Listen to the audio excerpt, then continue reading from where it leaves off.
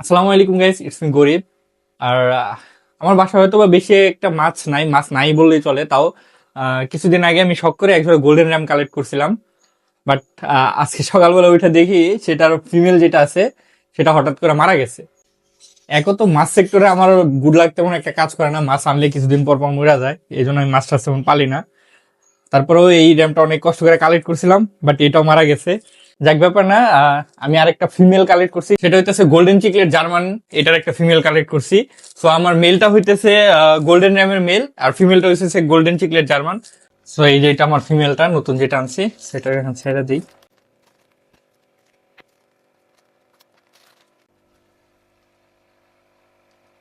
মাশাল্লাহ। সো এই যে মাশাল্লাহ, ওই যে আমার গোল্ডেন র্যামের মেলটা, আর ওই যে ওইটা হচ্ছে নতুন ফিমেল। সো এই দুইটাকে পেয়ার দিলে কিরকম মিউটেশন আসতে পারে, যারা অবশ্যই জানেন কমেন্ট করে জানাবেন। দেখা যাচ্ছে অন্য কোনো ভিডিওতে। আসসালামু আলাইকুম।